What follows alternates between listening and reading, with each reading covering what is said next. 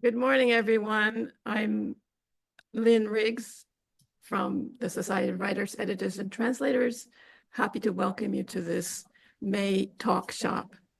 This talk shop is the beginning of a series, we hope, of chances to talk to wordsmiths who have been working in Japan or related to Japan for the past several decades. When SWET was founded in 1980, there were 4 book publishers in Japan and 4 English language newspapers being published. There was a large industry of advertising and magazine publishing and event convening for international events. And all of these activities were using young English language professionals to help them with their English editing, writing, and translating. And SWET was born as a result of the meeting of these people whose population was quite dense at that time. And when the meeting inviting wordsmiths to come together in 1980 was held, 100 people appeared in one apartment. And today we are going to meet Patricia Massy, who came in 1965. Is that correct? Correct. Correct. End of 1965. And has been here ever since, and has been an active writer and teacher and craftsperson and in many different fields. And we are also happy to be able to have this talk in her home in Komoro, in the woods of Komoro, which is a rebuilt minka dwelling with the old beams from a previous building about which she will tell us later. And so to ask her questions and lead the discussion, I would like to introduce Bruce Smith. Thank you very much for joining us today. And Bruce is the leader of our Writers Salon that we have been holding almost every month since April 2024, and has been helping to spearhead many of our activities. Over to you, Bruce. Thank you, Lynn. Patricia, it's such an honor today to be able to sit here and talk with you and ask you questions about your past and your life. Thank you. Let's start off talking about where you grew up and where your parents came from. Tell me a little bit about that. All right. I grew up in Sarasota, Florida, on an island called Siesta Key, which is one of probably the most beautiful island there on the coast of Sarasota. My father came from Macroom, County Cork, Ireland, and my mother from Berlin, and they met in Nice. My father had frail health, and so he went to Nice in the winter, and my mother wanted to get away from Germany. She had a very domineering father and wanted to get away. And so they met at the same pension they were staying at. They came to the United States in 1936, but my mother had already made one trip here to investigate how they were going to come and where they would go. And they ended up in New York City. My mother was a very good artist and attended the, at that time, very famous Grand Central School of Art, where they had very famous artists teaching, like who was the one I just mentioned to you? Harvey Dunn? Harvey Dunn, sorry. I always forget names when I'm talking. And let me see, I just like to show a picture of her. She was very beautiful, and I always have had a complex about her. This is a picture taken in Dublin before she left, in her very beautiful tweed jacket. That she loved Irish tweed. Since my father liked to be in warm climates, it was suggested that they move down to Sarasota, which was artist colony in those days, famous for Ringling Barnum and Bailey Circus, which was their winter home. So I grew up with trapeze and exercising bars and things like that. I still love to do that. And I was a real tomboy. This is a picture of me when I was a child. By the way, that's a tree that was growing out of the ocean because as we have now in some places, the sea was taking away the land at St. Armand's Key. And then, for instance, there was a water spout, a pipe, a white pipe out in the ocean with pure spring water. You could swim out there and get water because all that sand had been taken away. And of course, houses are demolished. So, at any rate, so I grew up in Sarasota. And Your mother was a trained artist, wasn't she? she was a trained artist and was especially good with portraits. She made her, afterwards, much later, she made her living with portraits. Unfortunately, I don't have any photographs of those beautiful paintings. But you grew up around, it was an artist colony your parents were living in, correct? Not an artist colony, Okay. no, but just Sarasota was a mecca for artists at Good. that time. And then but you did move to Asheville. Ah, that's much later, yes. We went to a place called Warren Wilson College. It's a junior college outside Asheville, actually in Swannanoa, which was in the news last year because of a terrible hurricane. Excuse me. And Warren Wilson was originally established as a school for boys who could not afford to go to school. So they worked half-time and then went to school, to classes half-time. And that system continued when it became a junior college. So my mother had a job to work in the dining room, and then she also established the art department and taught art at the same time. And I was very lucky to grow up on this campus because we had students from all over the world. It was a Presbyterian mission school originally. So we had students from Japan, from Taiwan, from Hong Kong, from Peru, Colombia, we see Turkey, Lebanon, even Kuwait. We had one Muslim from Kuwait, and he made a big show of falling asleep during chapel. Everybody had to go to chapel. I'm not listening. Was this where you decided to study art? Why did I decide to study art? My mother being an artist, of course, I loved art and thought it would be nice to be an artist like my mother and become very famous. Of course, you hope that when you're young. But let's see, my original dream was to become an archaeologist. I fell in love with Egypt after reading God's Graves and Scholars about finding the tomb of Tutankhamun. And I got a book on hieroglyphics, which we bought in New York City when I was 14. But then I decided that after all, archaeologists don't get to go on these wonderful digs very often. They usually are just sitting in a dark room in a cellar, probably putting together shards and writing little numbers on shards and doing awful difficult work of that sort. And then I saw Chinese painting, it was a line painting actually in ink, and thought that was very beautiful. And so I wanted to do that sort of thing too. But at any rate, let's see, how did I get into art? I just decided to go into art.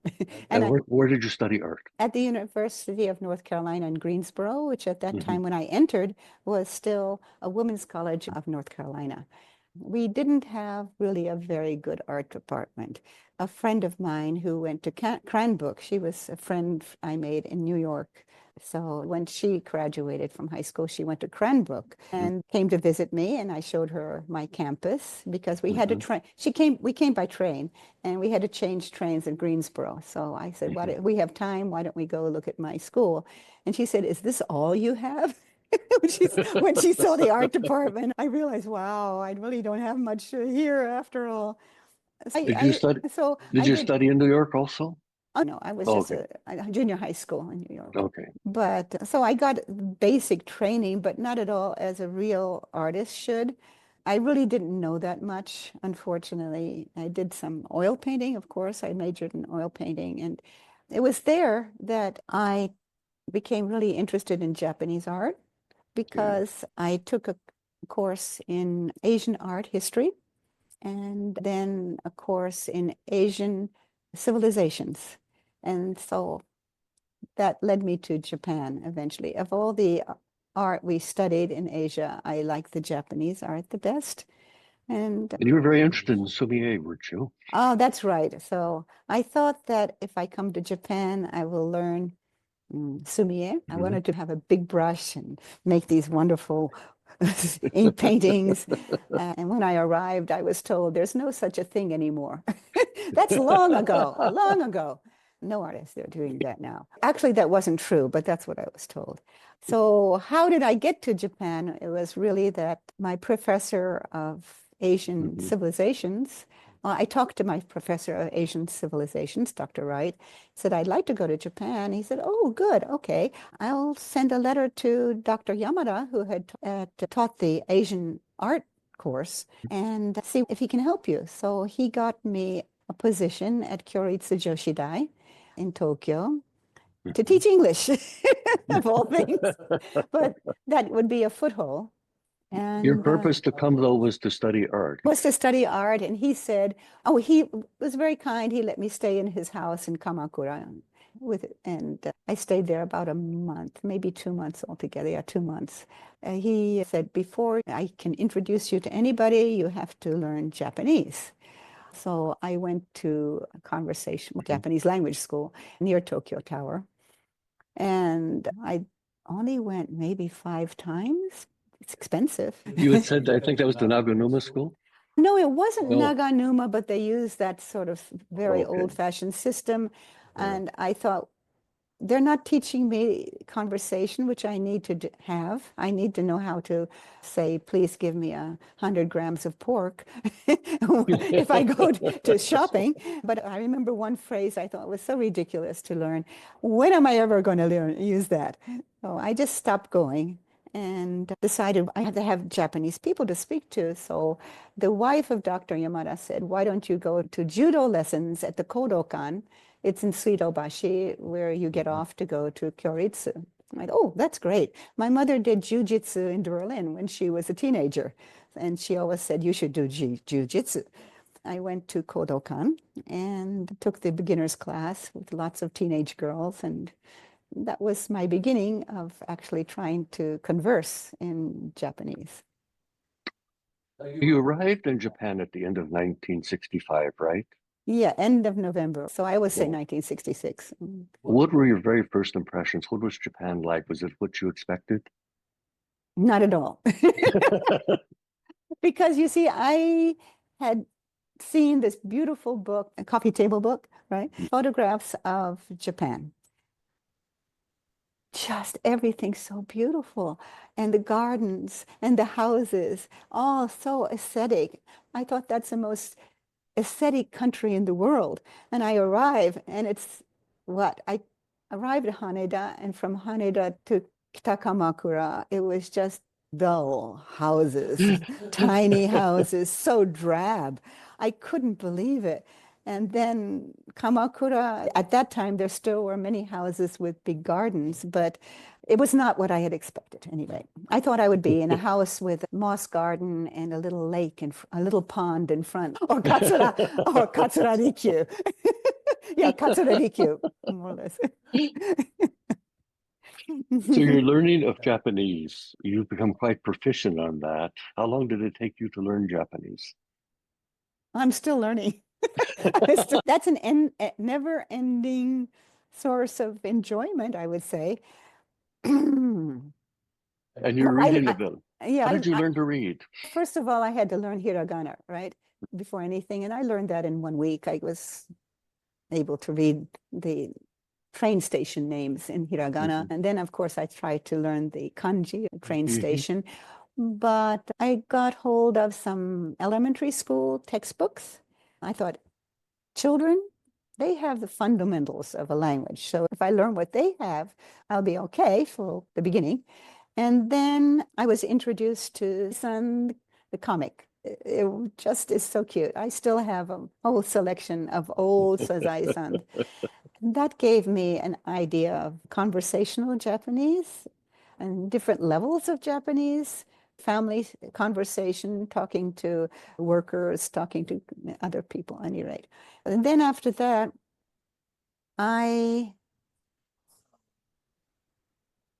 You also ceremony, right?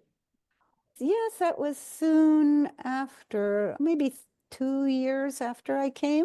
That would help me with polite Kamakura Fujin Japanese. Do you know the expression, Bruce? Kamakura No, Fujin, Kamakura lady, who's supposed to be don't. very well-bred, and everything is gozaimasu and oiri ni naru toka.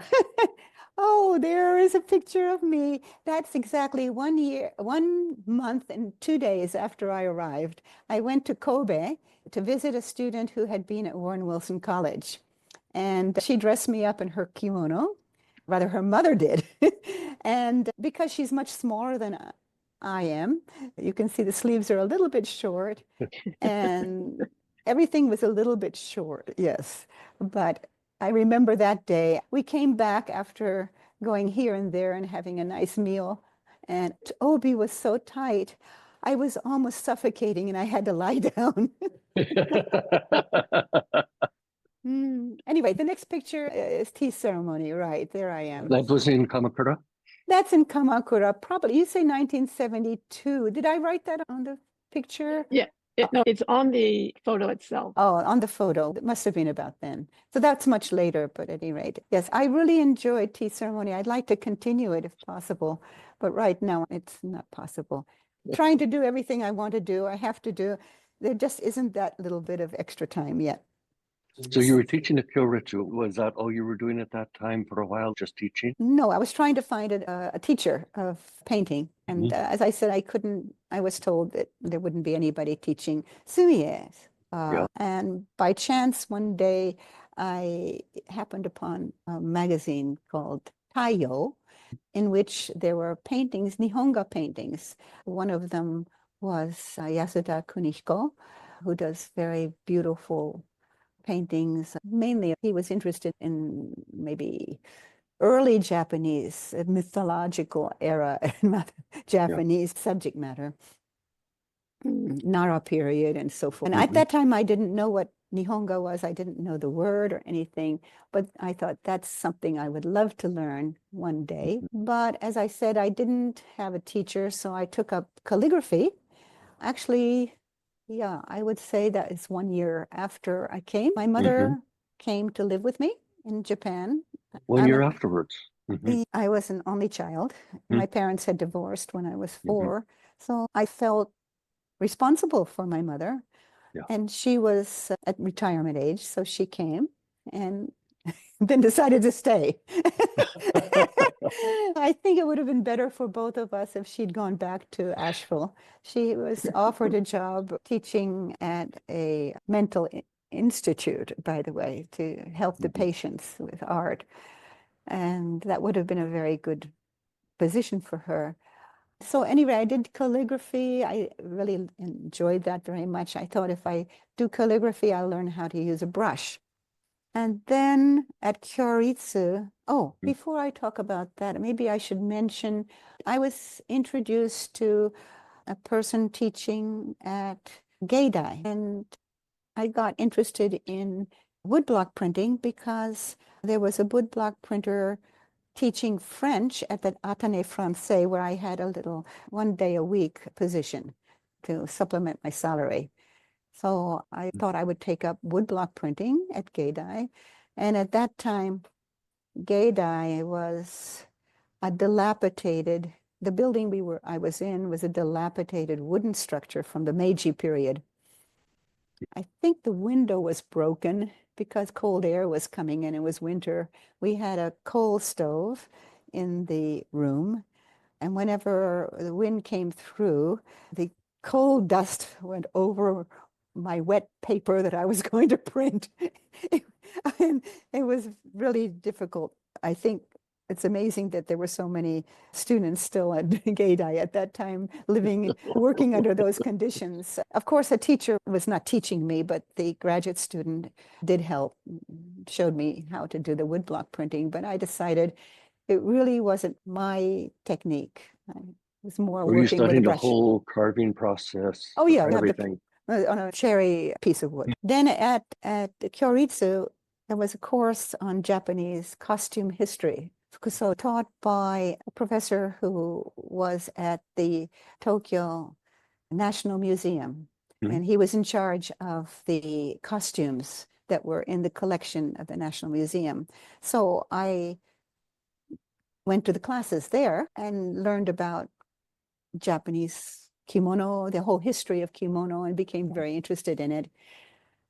And through him, I met a family of indigo dyers, the Matsubara brothers. Their studio is in Shinkoiwa. Mhm.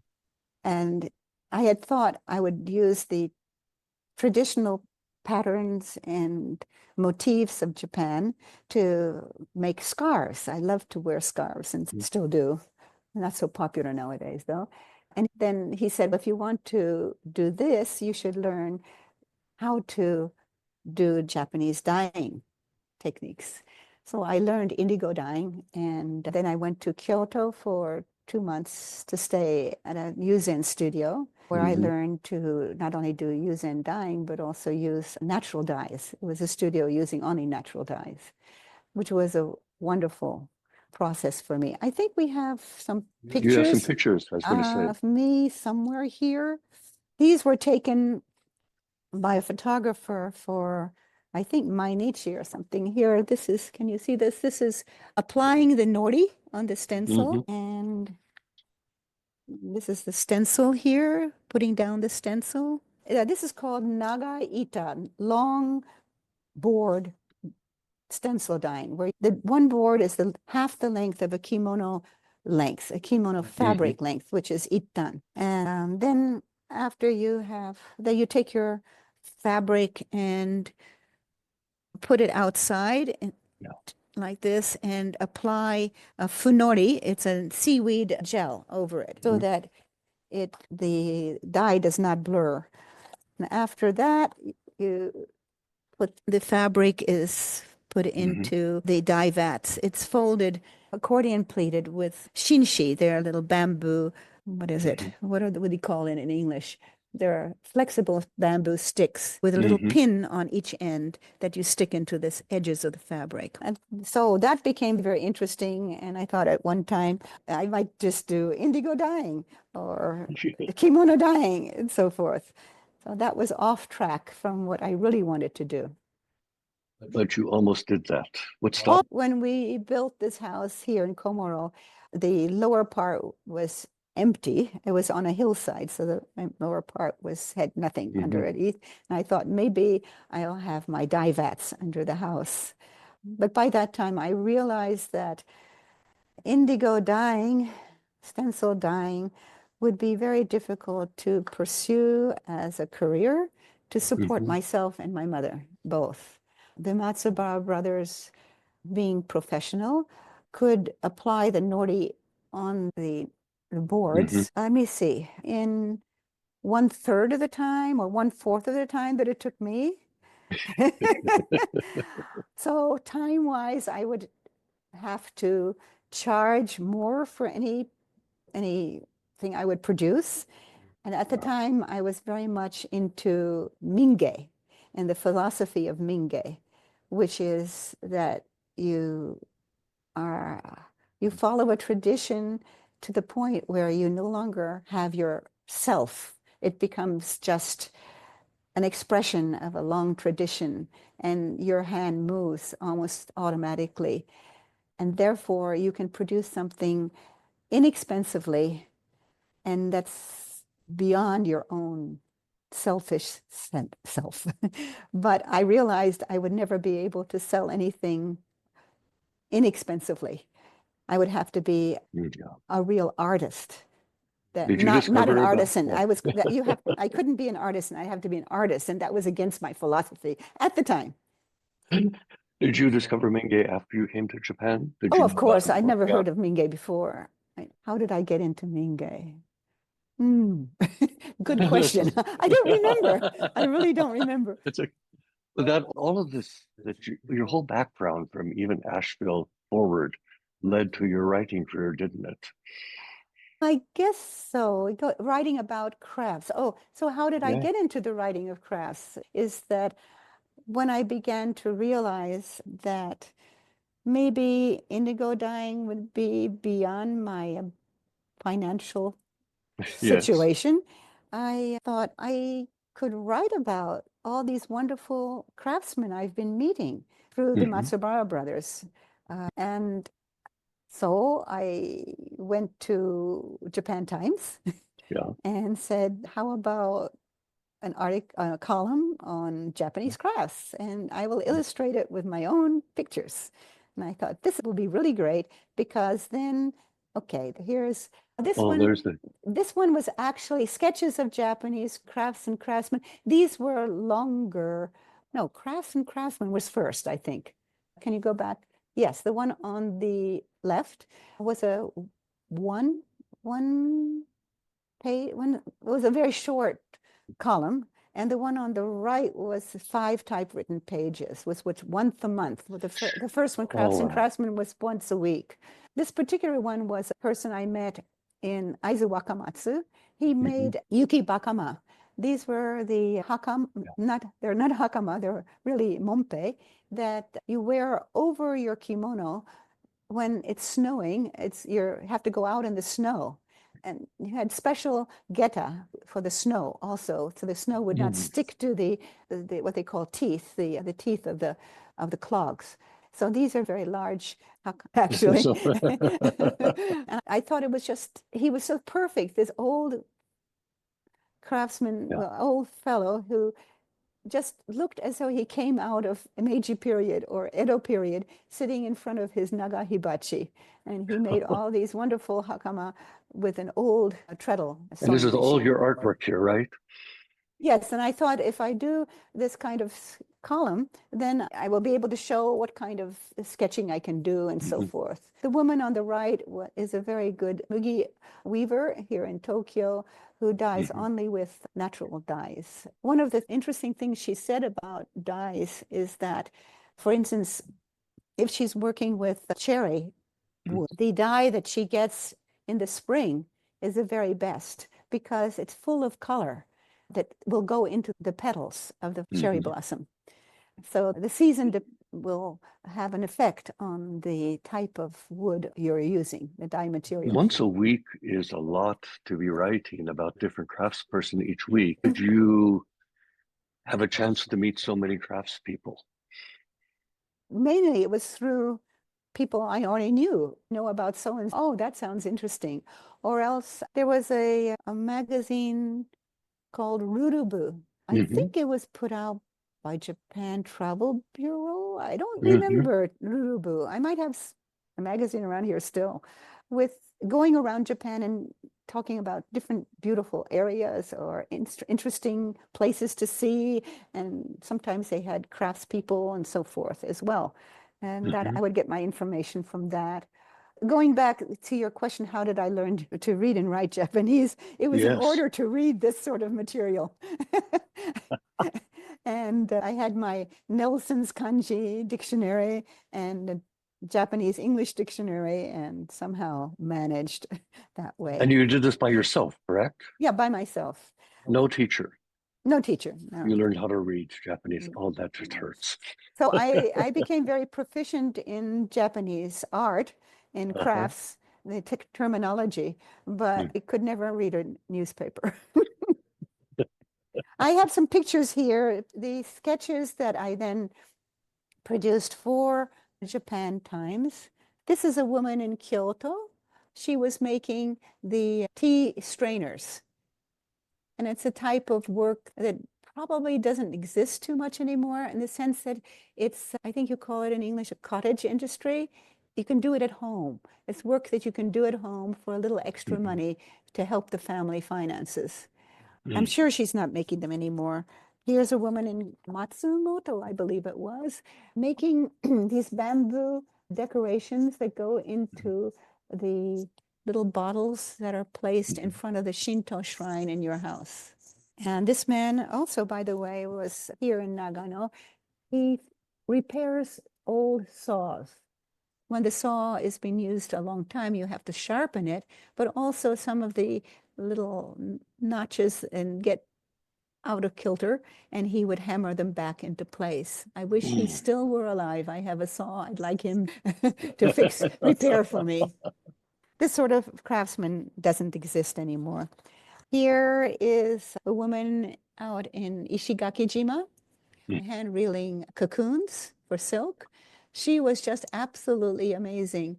She worked in the sugarcane fields and also did the reeling of the silk, and she also did the spinning of silk and so forth. Amazing. The Okinawans work very hard. There's a man in Tokyo who makes the little mon, the family crest at the back of the kimono. If you have one mon, it's only one at the back, or there are five, one at the back, one on and then the sleeves, front and back. Oh, no, front and sleeve. No, sorry. Then the breast, front and back, and the front, and then the sleeves on the back. Huh? And he's hand painting it on. Yeah, he painted it. And what especially interested me with this is not only how very intricate and precise it had to be, but he said that he never used his hands for anything else but painting and maybe shaving. But he said he never did any housework. He couldn't, because if his hands were not absolutely, the skin was not absolutely smooth, it would catch on the silk of the kimono. So his hands were like teenage girls. So beautiful. Here's a man here near Komodo. He's a boya. He makes bo. Bo are sticks. So what kind of sticks? The stick handles, a handle for a kua, for instance. And he also a gura, the frame for a horikotatsu. I thought it was amazing. He was just in a sea of shavings like this. But especially what impressed me about visiting him was that his wife was a seamstress who made kimono. I thought I would draw her doing her sewing. She had no heat. It was midwinter that's 2 stations down from here somewhere. And that means probably her house was a temperature of 5 degrees centigrade. I couldn't hold a pencil. But she was able to do this beautiful, fine hand sewing of the kimono. Unbelievable. Unbelievable. And it's a matter of how you are brought up, how you acclimatize, so to speak. She had always lived like this since her childhood, to be in a cold room all winter long. So it didn't strike her as being cold. Her body was able to take that. I also once visited a weaver out in Uni, of the snow country area. They lived in a huge old house that had ceilings 2 stories high. And the only heat was irori down on the floor level. And she was on a kind of mezzanine level with her hibata is a loom. The loom is wrapped around behind you with a special pad. The amount of your back going back and forth will give a tension. But at any rate, because it's hemp, asa, it had to have a certain moisture in the air, humidity. Otherwise, the fine strands would break. So she had no heat either. And that was really cold. Really cold.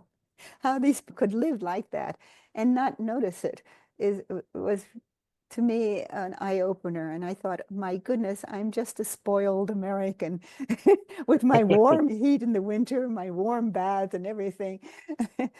So this sounds like it was full-time work for you. Did it give you a living income? That's a good question. Not really. The Japan Times didn't pay my expenses. Until much later, I became a little more clever, insisted that I have a little budget. And they gave me a budget, I think, of 10,000 yen. Beyond the 10,000 yen I was getting for each column. So I would, if I went anywhere, I would try to see as many different artisans and craftsmen as I could, so that I have plenty of material to write about later. These are your columns that were made into a book, right? Oh, those pictures actually, this was yeah, exactly, the sketches of Japanese crafts and the people who make them. And this one, by the way, was how they made these huge pots in Shiga Otani, and they were made with coils, and after a certain amount was finished, they would be slightly dried and then continued and continued over several days, and so that it wouldn't fall apart. And then in order to smooth it out, there was a woman, it was always a woman, lying down on the floor and turning the rokuro with her feet. I don't know if they still do that.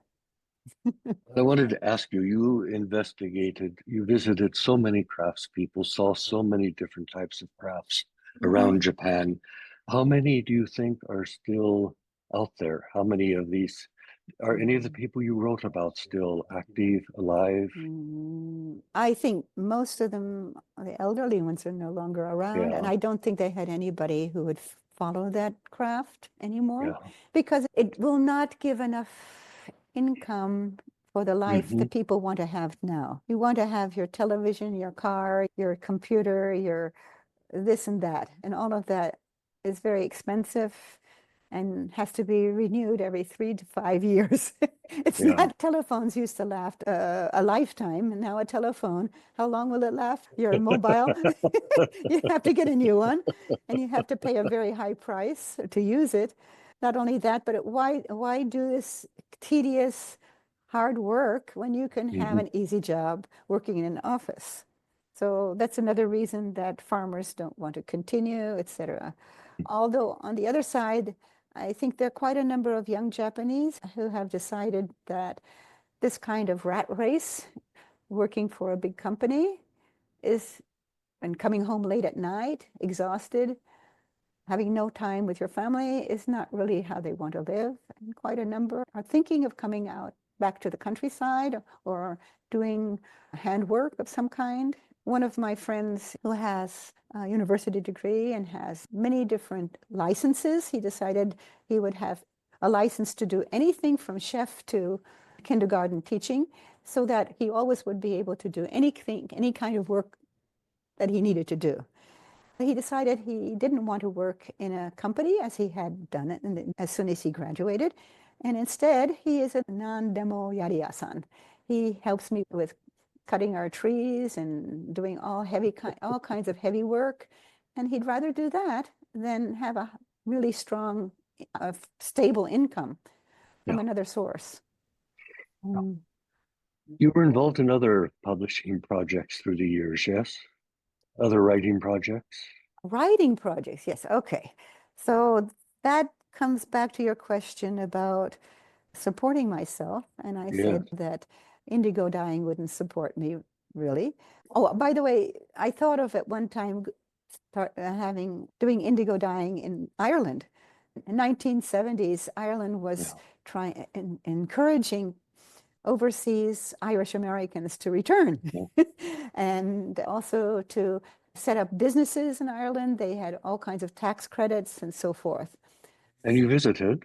Oh, I went, yes, and I went to the Kilkenny Arts Center and so forth and tried to see what I could do. But it just seemed to be a little bit beyond my ability. First of all, indigo dyeing requires a certain temperature. In Tokyo, the vats are warmed with a fire, a smoldering fire made of wood shavings. Or if it's not wood shavings, it's rice bran, the hull of the rice, of the momi. So it just is smoldering and just keeping the low temperature, because it has to be around 30 degrees centigrade to ferment.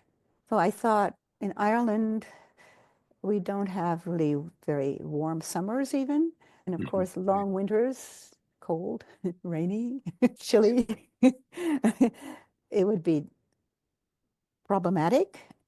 Just starting up, making a studio with these vats and so forth would be difficult. And then I was using rice paste. There's no rice paste in Ireland. I'd have to import rice flour Yeah. and make my own, which could be done, of course. It just seemed to be a project beyond my ability financially and How long were you others. there for? Oh, I would just go for 2 months at a time, Okay. looking around and just seeing what I Mhm. could do. I'd have to buy the land and start off that way and get some help, but I don't have any family there anymore, so it was all on my own, and I Back to just gave up. Japan. Yeah. Yeah. Japan You're was really writing, my home at that time. yes, Mm. you're writing projects here. What else were you working on? What else was I working on? Let me see. The back of the book said something about the essentials of Ikebana. Oh, yes. I had to have all these little side projects to supplement my income. One of them, I got into Bun Edo, not Bunmedo, Castella. Bun Mhm. Edo is a publishing company for English textbooks in high schools. And I helped them choose short stories for their textbooks and Yeah. sometimes did illustrations for the textbooks too. Then they Mhm. asked me to write for their Unicorn Journal, which was given to the teachers who use their Mhm. textbooks. They asked me to Mhm. write about recipes. For instance, this was, can you see it? Wild Wild rice rice. soup. And there's a picture of me that I did. And here how to And make the wild rice soup. So that sort of thing I did. Here's another one. What was here? I also made a textbook. I did a textbook for them, choosing most of the short stories. And this one, what? Corn and pepper. American. uh, Oh, yeah, this sort of thing. That was the sort of thing I did. you also wrote for Ikebana International, I believe. Yes. Now that started much It was later. later. Let me see. That was through Kim Shifton, one of the Yes. great SWET members. How did you know him? How did you meet him? How did I meet Kim? Mhm. Oh, he was at Macmillan. And why did I go to Macmillan? I went to Macmillan for some reason, Yeah. and he welcomed me. Mhm. And I was very impressed with him, partly because he was wearing an indigo shirt at the time. But then didn't really get to know him too well until I had already moved out here. And at that time, no, I had already moved back to Kamakura. But he asked me to write for Ikebana International. I did quite a number, like this one, Mhm. nuances of color. Mhm. And I did quite a number of those, one after the other. That was very interesting because those were some of those topics I chose. Others Mhm. he would choose. Mhm. And then I'd have to read up on them. One of them, for instance, was about the fact that Japan has 72 seasons, I think it is. Yeah. And I thought, oh, really? That's interesting. So then I had to read a book that he said, this is a book on 70 about this. And everything I had to write for him basically was a study in itself. I think Japan, that's what's so wonderful about Japan. You can keep on studying and studying, and there's always more. There's even more and more. I mentioned in the beginning that when I came, I was very disappointed how very drab Japan was, and people were drab. Everything was drab. But I was sure that there was something in Japan I would discover. I believed in Japan, and I was right because the more I learned, the more interesting it became. And when you finally can read and write the language, and you can speak, of course, then Mhm. everything opens up, and then you can't leave. You finally, you've learned something here that is interesting, and you can start writing about it and talking about it and so forth. Anyway, then I got to do through McDavis Publishing. They did the Ikebana International, and they also did the In-Flight magazine for Yeah. ANA. So I Yeah. started doing that too. And let's see, this one I wrote about my experience on the nose stage. If you just wait a moment. I was going to say, you had mentioned to me that you had seen No in America and thought it was, did you say very boring? Okay, I'll go back to that in a minute. Let me just finish Okay. this. This is Don't Look Down. This was a dance we had done, Yoshino Ten, with Mhm. my teacher and let me see how many, 6 students. It was one of these rather glamorous no plays, so that the teacher could be the shite and we could be the waki and do our dances, and she would be the center. But before you have the real dance, you have part one, which is setting up the story. Mhm. And usually it's the spirit of a warrior, the spirit of a bereaved mother, the spirit of somebody or other And was who that is, actually you on the stage just now? yes, yes. Let me just tell about that. So in the There. part one, yes, part one, you have to have a shite who is telling about the story, setting it up. And that's me. So I was in part one, the only figure, the only no person on stage. And this was an extraordinary experience. Number one, because you are wearing all these layers of costume, one after another, you are sewn into them. It's not that you are just tied into them. They actually sew them up so that they will not come apart. And while I was getting dressed, my thought was, can you imagine what my thought was, Lynn? Yeah, you guessed it. What if? When you're nervous, you do have to take a pee. I'll never be able to do it. Oh my God. But at any rate, you get so panicked that you don't think about anything like that afterwards. The second thing is you are wearing a mask with 2 tiny holes for vision. You can only see straight ahead of you. You cannot, and you're not allowed to look down.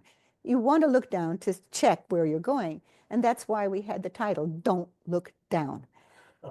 So how do you know where you're going? As you approach the no stage, you are on a corridor, so to speak, with the wood planks facing parallel, all parallel. And as you go along, you suddenly come to a change. The no stage is running perpendicular. So you feel the difference right away that you're on a different level. So from that Mm. point on, you count your steps to get you to the middle of the stage. Once you get to the middle of the stage, you now have to turn to face the audience, or you might turn to face diagonally. And diagonally, there are posts on each edge of the stage. So as you turn yourself slowly, the post comes into view. Then you can walk to the post. Oh, and then you can turn until you can see the audience. Also, going along the walkway towards the snow stage, there are pine saplings, and they also give you an idea of where you are. So then I have to do the chanting and so forth with the type of, it's undulating chanting that I have to do. But here I'm facing the pillar. I'm facing the pillar. I'm not facing the front of the stage. I had to turn around and completely a whole circle. And as I was turning, I lost my balance because I'm so heavy, and I started tilting to the right. And I could hear the audience gasping. I managed to turn around and face the front properly after that. Uh, Oh. It was very interesting. Another time was when I had to join the second part too, when I had to join the other waki. We were 3 of us, and we came on the stage. No, we had on the walkway, and then we had to turn to face the pine branches. And that part was with the not only chanting, but the flute and drum. The flute was supposed to go, at one point, it goes, and it goes up. And that is our message to turn to the left or right, I forget now. But anyway, it was turn to the turn. And I couldn't hear that note. When is it coming? It hasn't come yet. It hasn't come yet. This is too long. So I did what I shouldn't do, which was I looked left. And oh my God, they've already started the second, they've already gone and continued. I'm behind schedule. So I quickly turned around and joined in at the right moment. And from then on, I was okay. But that was a terrible thing. And I was so happy I had a mask on and nobody knew which dancer had made the mistake. How long did you do no for? That was Umewaka. Umewaka was the Oh. first school that allowed women to be on the stage. I think I have a picture maybe of getting dressed. It's just that here's a photo of us when we were on the walkway, all of us. Oh, yeah. Oh, we had to be all in unison. Music. And the music, of course, is quite different from Western music. I got into No because I love dancing. And I had done ballet when I was a child. I also was very athletic. I always did some kind of sports. But when I arrived in Tokyo, I stayed, as I said, only about 2 months with the Yamada family. Then I moved to the YWCA in Ochanomizu for a couple of months. Then I moved in with, I shared an apartment with an announcer of, I think she was TBS. She had her own her own radio program, was known for her beautiful voice, which was excellent for me because then I learned really good Japanese. And we planned to have one day English only and one day Japanese only. And I think I really gave her a lot of trouble because she knew more English than I knew Japanese. She always had to try to figure out what in the world I was trying to say. But at any rate, so nearby, there was a teacher of Nihon Buyo. At that time, there were no gyms or anything that we have today where you could have, there was even, let me see, no swimming pools or anything of that sort, except the YMCA, I believe, had a swimming pool. And it was very tiny. I didn't think I wanted to go there. So I thought, oh, this is something I can do. I'll do Nihon Buyo. So that's how I started. And I think we have a picture of me doing Nihon Buyo somewhere. This one, I was on the stage at Mitsukoshi Gekijo here. Oh. That was fun. How old were you there? That would be maybe 24, something like that. It was lots of fun getting all the makeup and putting on the wig and so forth. So it'll be the early 1970s. And then one day I happened to go to the Takiki no in Kamakura when they have outdoor no under porch light. And right next to me was a teacher of no, dancing. And we started talking, and she said, why don't you come to my classes? So she lived in Achi and had started her training when she was 5, as most people did in those days. And I thought after studying with her and the Iemoto as well, I thought she was even better than the Iemoto. Although she was, of course, a woman, she was very strong in her dancing. And the reason was her husband was adopted into her family. They had no boys. So she lived in her home, her own home, with her own parents. So she was the master of the house and not one of these women who just, hi. But she could be a very strong dancer for that reason, I believe. And that's how I got into no dancing, which I love, by the way. So you had some sketches you wanted to show. Oh, yes. Okay. So Was this going back? No, this is going to when I came to Japan. I've always had a sketchbook. And I just, in order to do this presentation, I started looking through all my old sketchbooks, my old photographs and everything. Wow. It goes back, doesn't it? I realized I did a lot, didn't I? And in some ways, it's a little bit sad that I wasn't able to use my ability immediately. But at any rate, as I was always going around with a sketchbook, I did things like this, an old woman walking with her corn that she had just picked. Oh.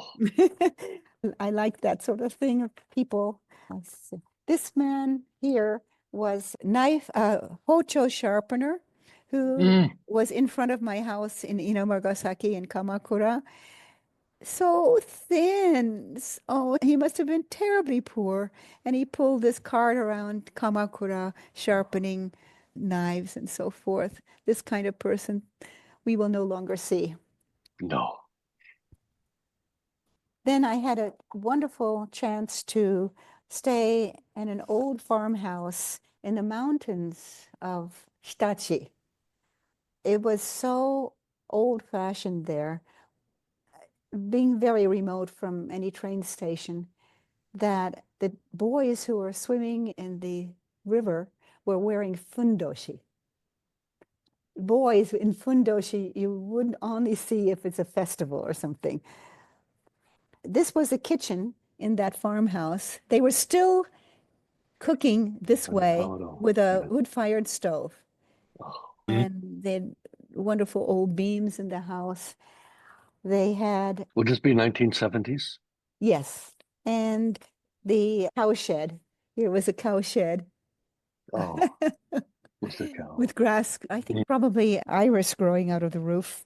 Then I also always like to draw people. This is a little girl who went on a hike with me. Oh, that's precious. I wanted to show you something else concerning my life here. This person is making, he's in Komoro, making a straw mat. These mats were used for outdoor work when, for instance, shelling soybeans. And I have that mat now, and not that one in particular, but an old one he had downstairs in the room that you were staying at. By chance, and the goat, that sort of scene you don't see anymore. No. Everyone had, in former days, a goat, if not a cow. But at any rate, I was doing some work with the Tama Prefectural Museum. The Kancho-san was very interested when I told him about this mat. So he came out here to Komoro to see it, and he immediately bought the loom and the mat, and it's now in the Saitama Prefectural Museum. Now, you've been such an important conveyor of the craft tradition here in Japan to the outside world through the years. Were crafts part of your tradition before you came here? Did you know Asheville, where you were, is such a center of craft? Ah, good question. Yes, it was a center of crafts, and I was very lucky in that sense. Did you study any crafts when you were still I there? didn't study any crafts there, but I was very well aware of all the crafts. Yeah. My mother enjoyed all the crafts. Right now, it's not, you can't see it, but I have here, if I can get it, oops. It's a basket made by the Cherokees. And this one my mother used as a everyday basket for her shopping and so forth. There's an annual crafts fair in Asheville, and I would go every year and help out in some way. I have a little picture of me when I was in high school carding wool. The woman there was teaching me how to card. Yeah. Then also, I was very fortunate that my mother was able to take me to a very special camp called Camp Yanalasi for girls in Blowing Rock, facing Grandfather Mountain. She was there as an art counselor, so I could go free. Otherwise, we never could have afforded such a special camp. Somebody who's been to North Carolina might know this name. We did everything from canoeing to horseback riding. It was famous for its horses. And we had classes, and this was my mother teaching sketching. And I'm over here with, you can't see my face. And your mother's the one there with the, yes. Yeah, my mother is on the right easel. over here. Yeah. Oh, yeah. On the right. The one who's not a girl, a young girl. Okay. And we had weaving classes. Let me see if I can find the weaving picture. Aha, here it is. So I learned to weave when I was 4 years old. Oh, wow. So there's a weaving room. All the cabins were made of, were log cabins It was really wonderful, a wonderful place. But So you were really surrounded by arts and crafts your whole I life. really was. I before was that. very fortunate in that way. My mother also did weaving. She was taught how to weave, but neither of us learned how to set up a loom. It was just we knew how to weave. And then after you started the Japan Times, you started doing tours also, didn't you? That is right. After my book was published, it was advertised, I think, in craft magazines in the United States, Canada.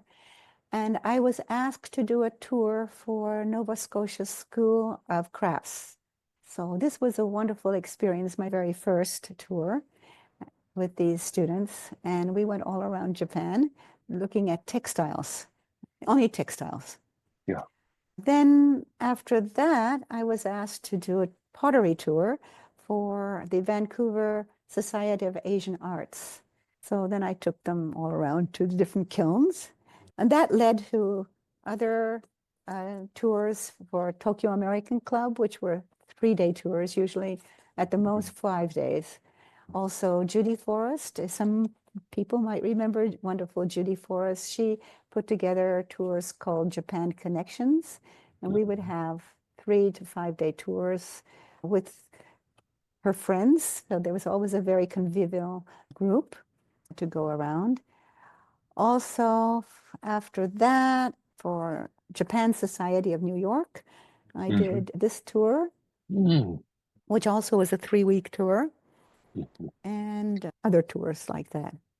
So those were very good for me because finally I had a very nice income.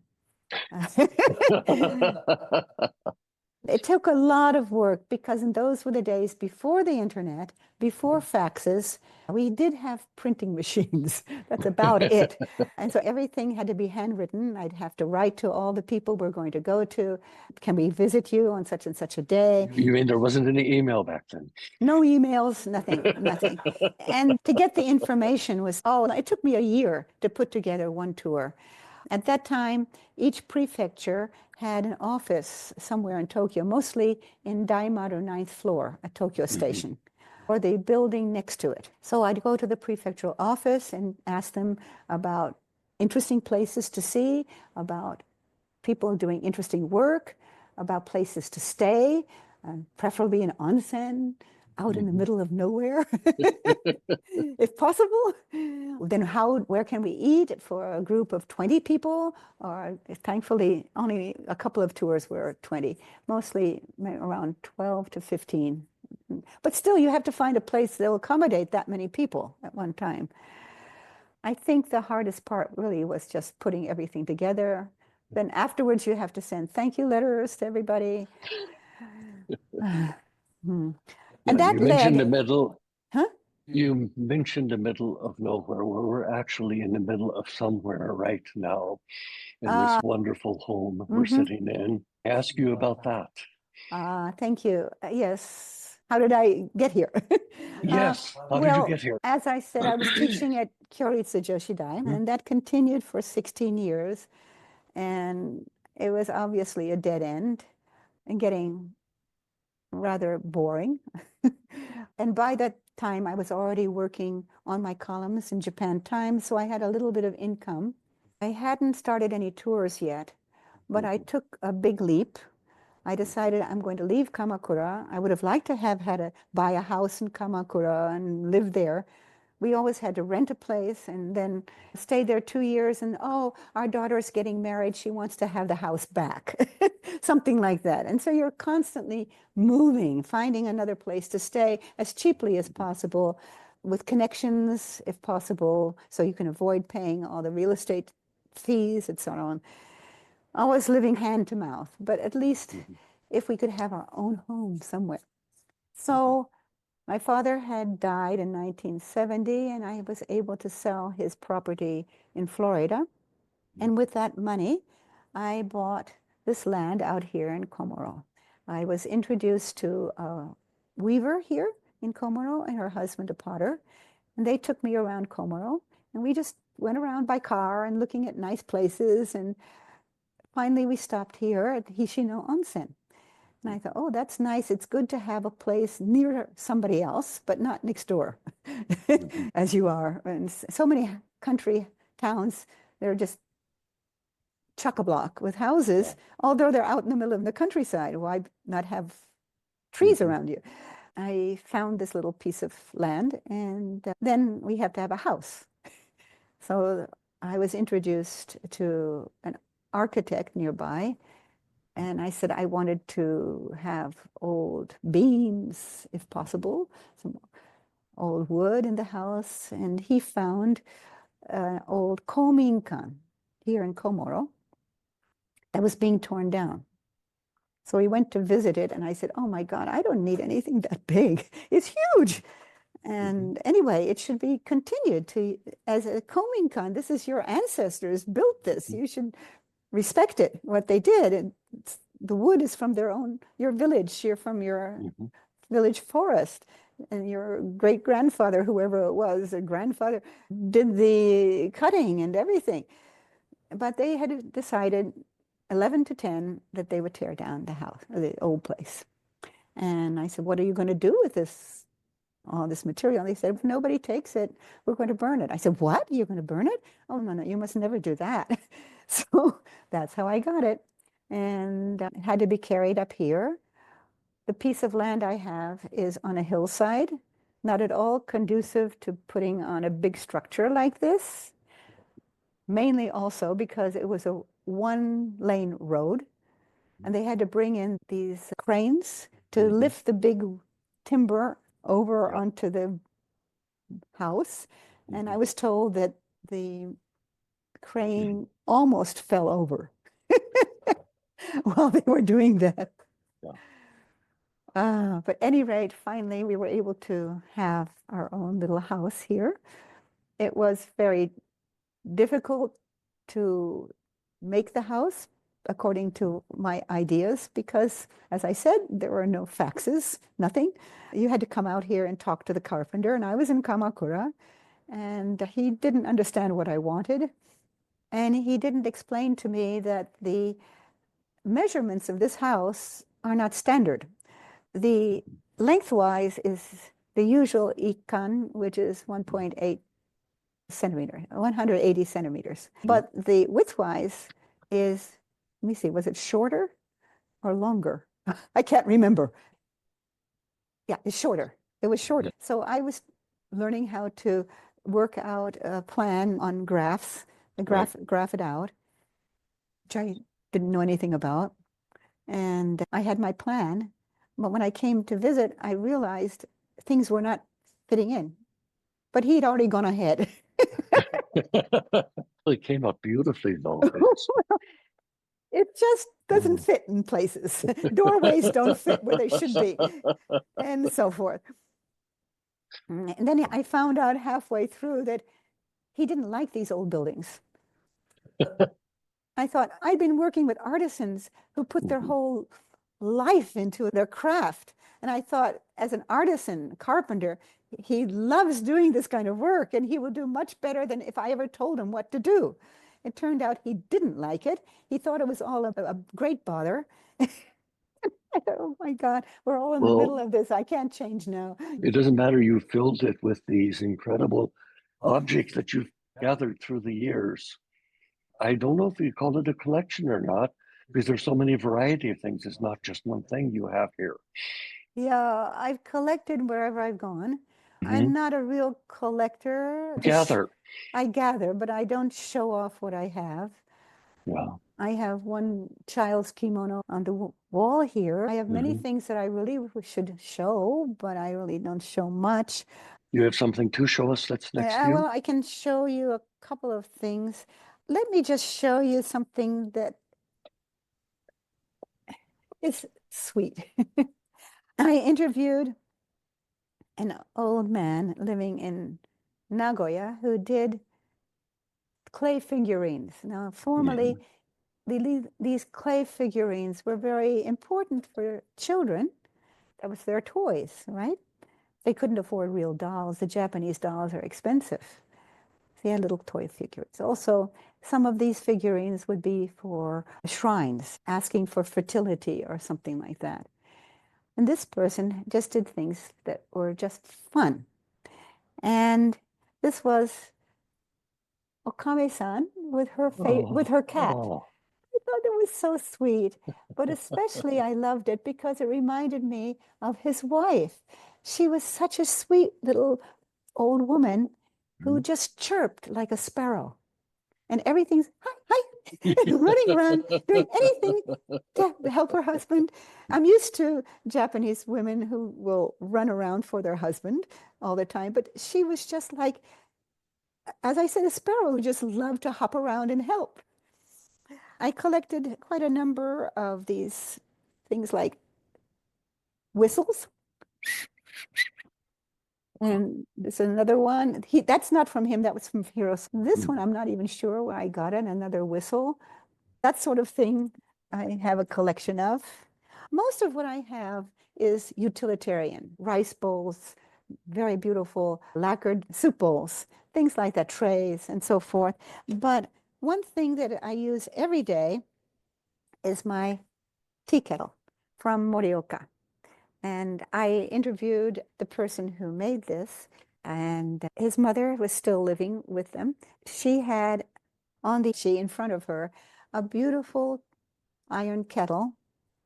Oh, you have the picture. Can you see it there? Just behind the little grandchild. Do you see there's a tea kettle behind the grandchild? Yes, that's the mother.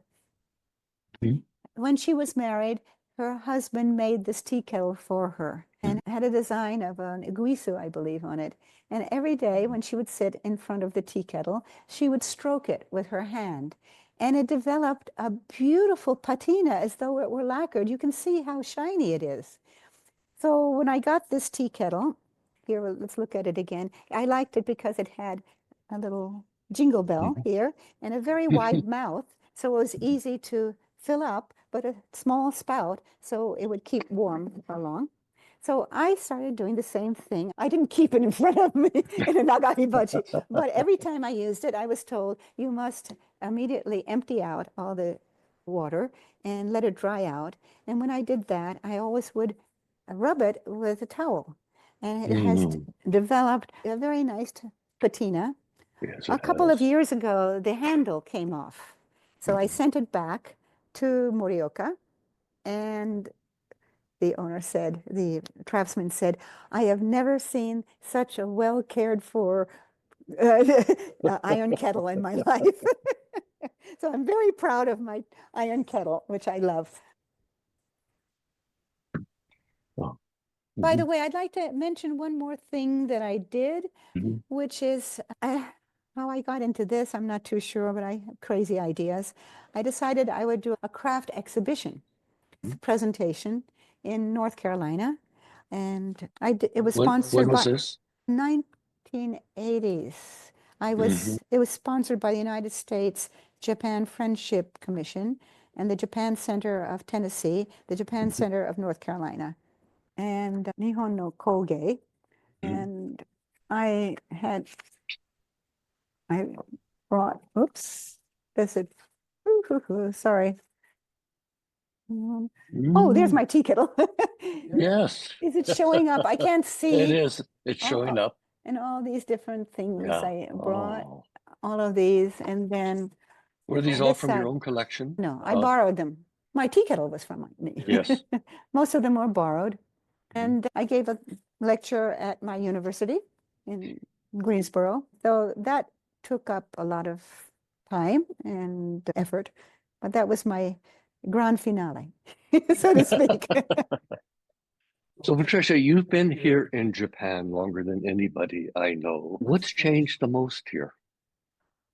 Oh, somebody like Beth would understand. Oh, so many things. If I'm talking about crafts, the fact that we have few artisans left. It is just, it's not a glorious career to be an artisan. Even a master carpenter, it's not so glorious as it should be. They have them, but not to the number that they used to be. Well, so many of them are age groupals. They're died out, but they haven't a successor because the son doesn't see a future in that. Yeah. Like the person, the old man who repaired the saws, for instance. Nobody's going to do that for a living anymore. The Yagura, the man who made the handles for things, nobody needs handles. You make them in China and have them sent here, buy them at the home center. Yeah, exactly. And even the kimono, so many are being made in China now, or Thailand, or someplace like that.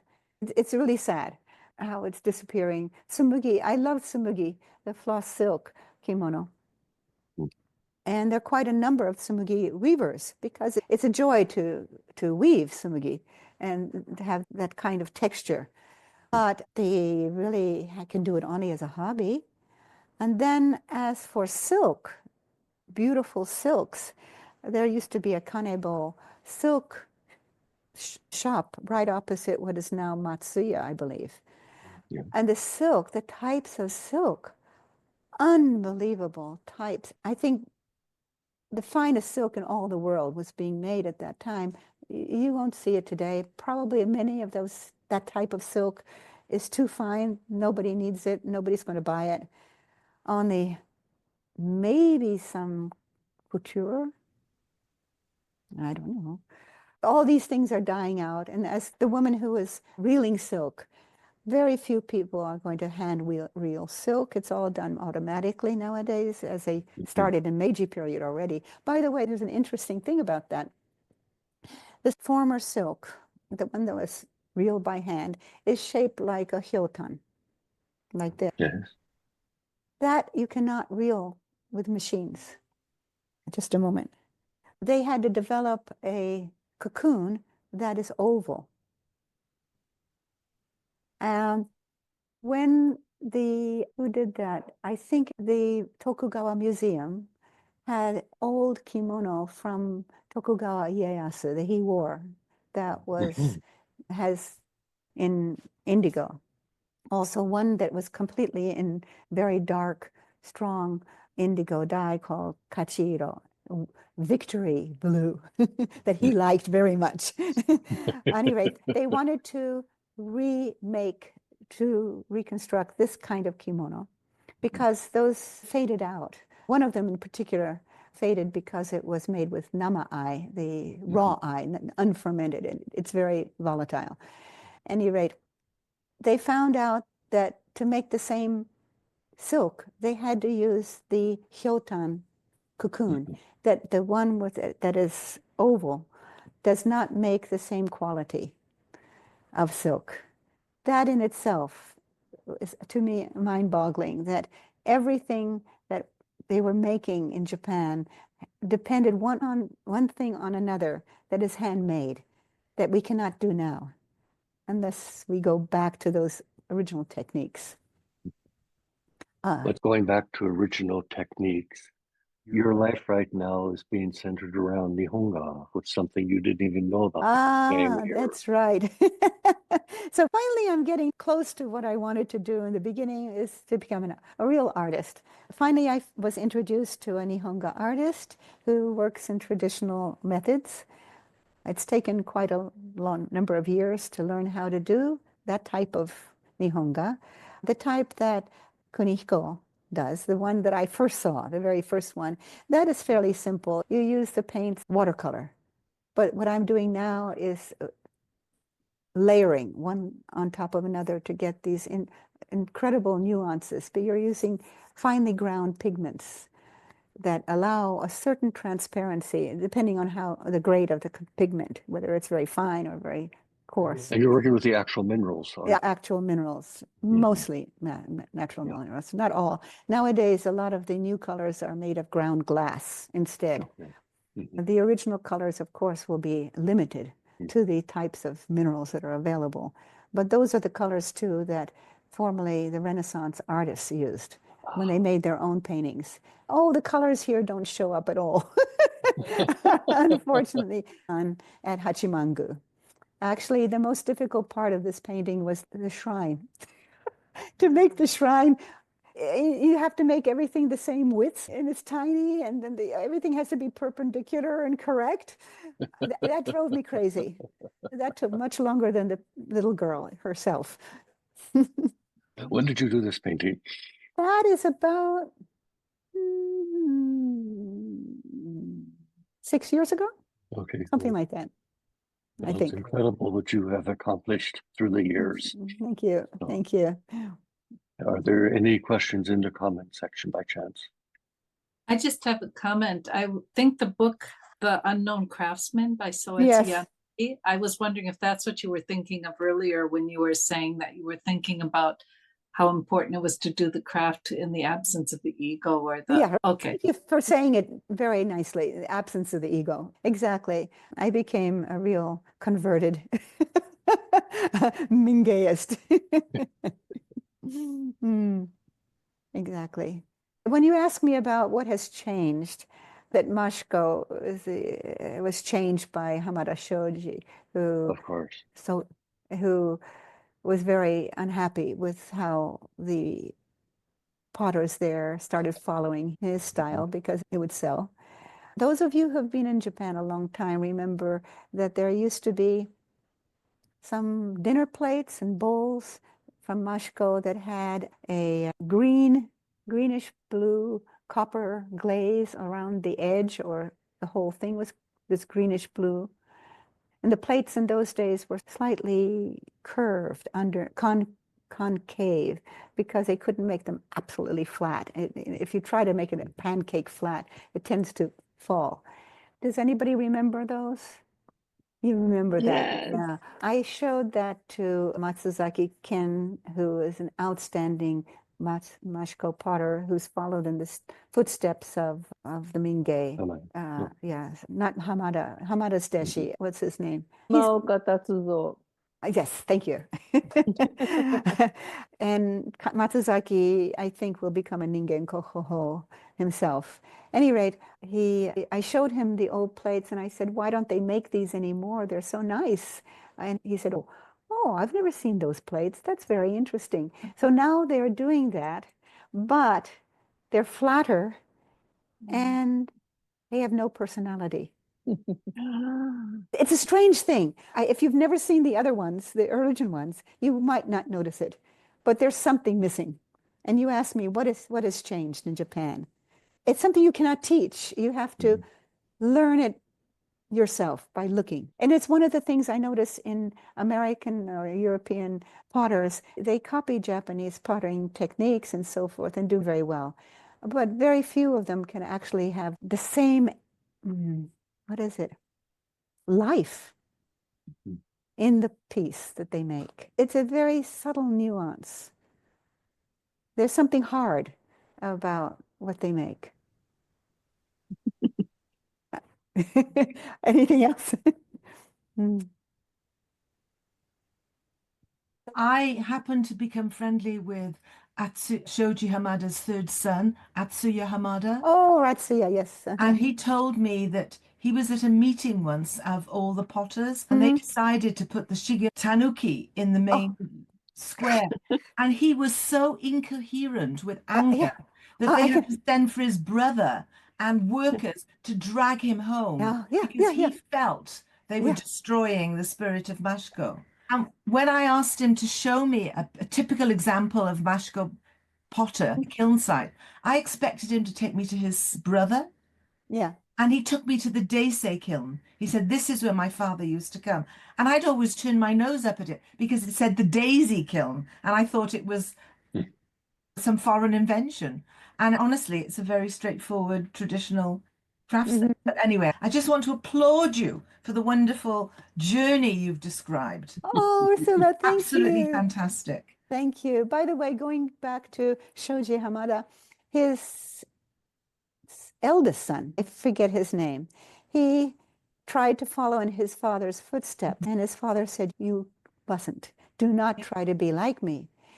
But as a son, he wanted so much to be like his father. So when I interviewed him, he kept saying, this is my piece. This is mine. But the trouble was, it wasn't good. Atsuya was actually more. And it was so sad. So I couldn't write about him for Japan Times. No, he was constrained by his father. Tomo, his grandson, is doing better. Yeah, much better. I think you have to cut the tie. It's very difficult for a son to follow. Maybe a daughter too might.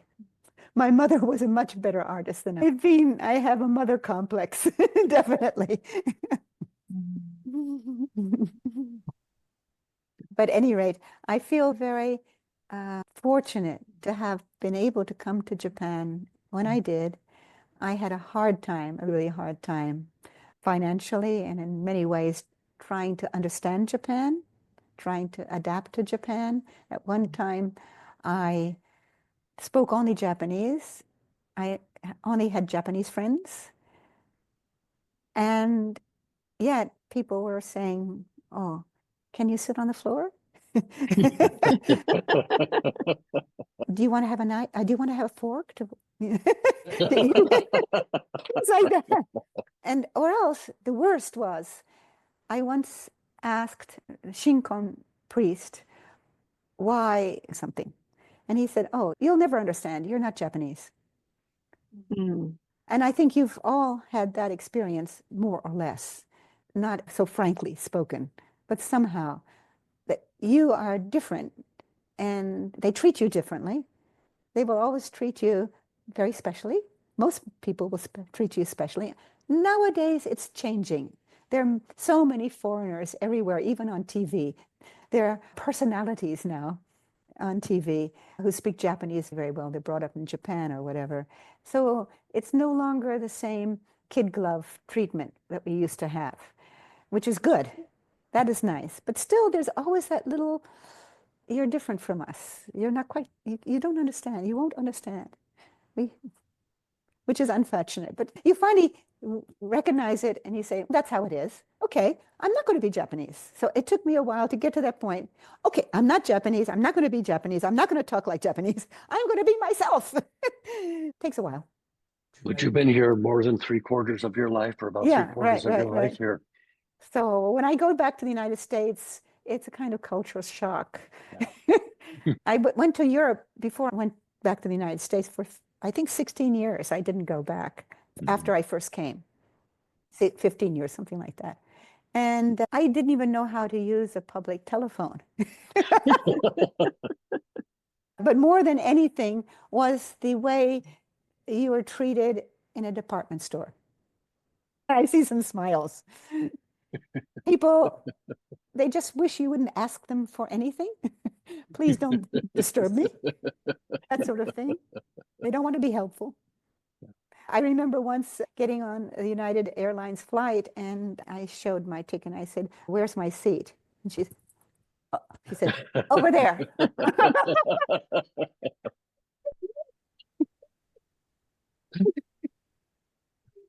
And there are big parts of Japan that you know far better about than, what did I say, 90% of or 99% of Japanese? Yeah. Nowadays, I can say it in a humorous way. I'll say, "I know more than you do because I've been in Japan longer than you have."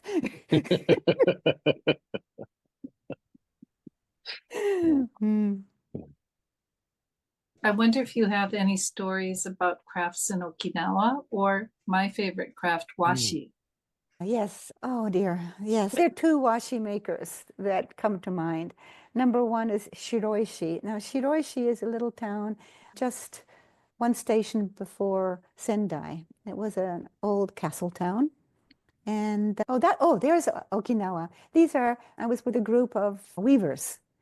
And I'm wearing an aizome that I had made myself. I had stencil dyed it myself. The weavers in Okinawa are outstanding. They are so wonderful. The person on the very left, she makes a very fine gauze silk that she calls tombo no hane, the dragonfly wings. And absolutely fantastic. Then there are weavers and dyers on Kumejima who have the most beautiful natural dyes. Actually, they make the one black dye that I can wear. I don't look at it in black, but it's because it's dyed beforehand in fukugi, which gives orangey brown. And then they put it into an iron-bearing mud, which is a mordant, and makes it black. That black I can wear. It's a brown black. It's beautiful, absolutely beautiful. The washi there is still being made, but it was revived by a young man who had heard that washi was being made with the banana fiber, the same fiber they use for their banana fabric.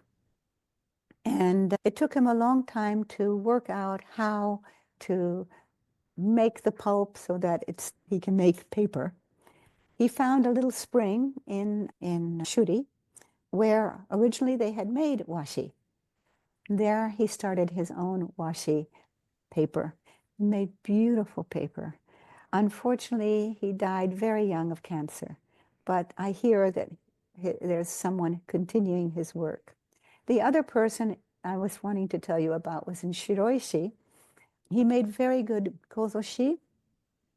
In fact, the paper he made was originally used for making paper kimono, two kinds. One, you rub the paper, until it becomes as soft as fabric. And you can only do that with a very strong washi that has been made both vertically and horizontally so that it won't fall apart. Also, he made the paper could be cut in strips back and forth. Actually, you have the paper folded and cut here like this, and then you can unravel it and make it a long piece, which is then made into a thread and then spun to make it into a real, what we could call yarn. And that is woven into summer fabrics. It was very popular in Meiji period for men's summer jackets and suits. It looks like linen. Unfortunately, he continued, his son continued, and now nobody else is doing it. That's where I did a lot of my study of washi.